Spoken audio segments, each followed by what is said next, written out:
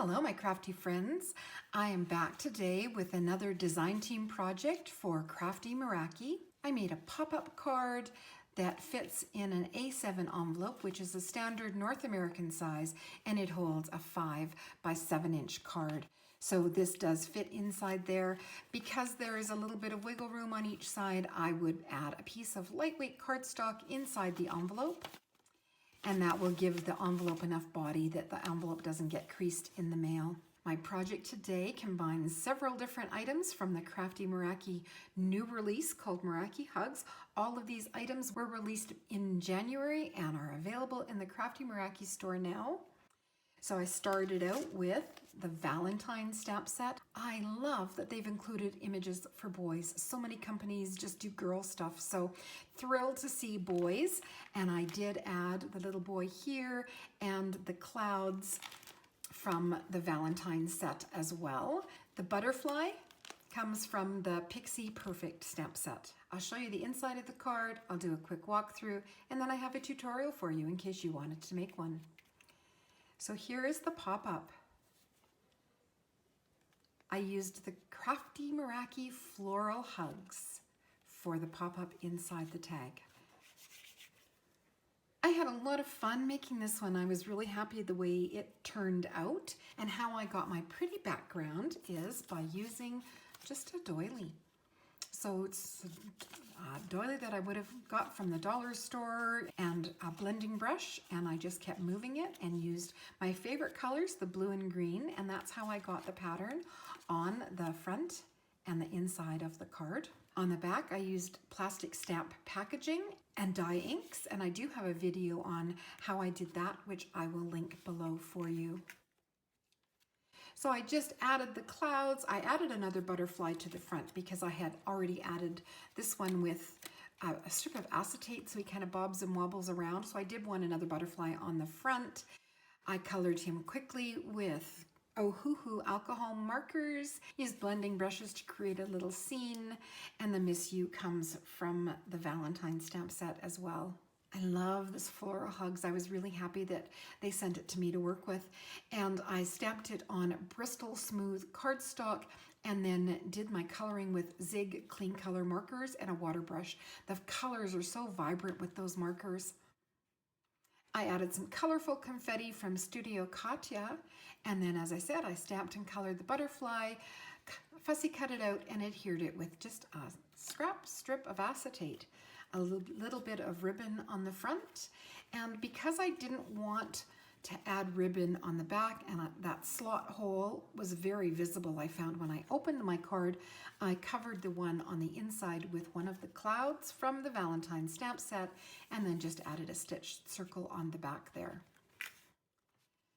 So I'm happy with the card. It was fun. It's something unexpected, and let me show you how I did it. So I'm starting with a piece of cardstock that is 6 inches across, 7 inches high, and you score it down the center at 3 inches. Then you're going to fold it in half, but you want to be sure that you don't cut along the fold. So you line it up on the die. I did actually do my cutting ahead of time because I don't have a die cutting machine here where I do my video. You want to make sure that the fold stays below the cutting line of the die.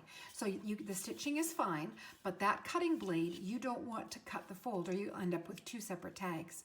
So you line it up the way it is here so you can see that the cutting blade is not going to cut on the fold, and then you use washi tape or removable tape to adhere it on. Then you run it through your machine. I'm going to pause the video while I remove the tape, and then I'll show you what I'm doing.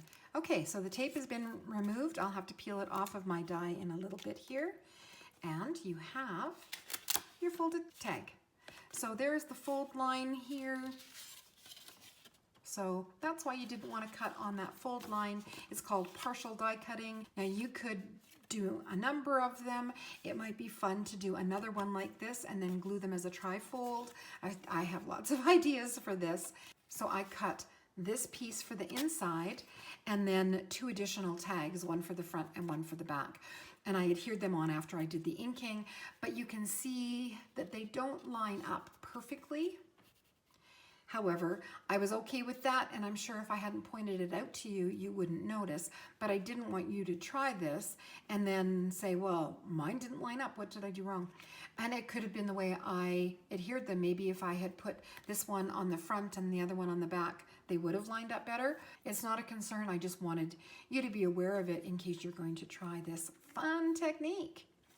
Now the floral hugs. So what I did for the pop-up hugs here is I stamped it, I colored it, I fussy cut it out. I'm going to just quickly tell you how I did the hugs, because if you're not doing it on a tag, like I want to do it again on an A2 card or on a slimline card, those measurements will all change. So all I did was I scored it at 1/2 inch on either side, approximately in the center, and then again another score line approximately between the left edge and the center and the right edge, another score line, then alternated mountain and valley fold. So your first one is a valley fold, mountain, valley, mountain, valley.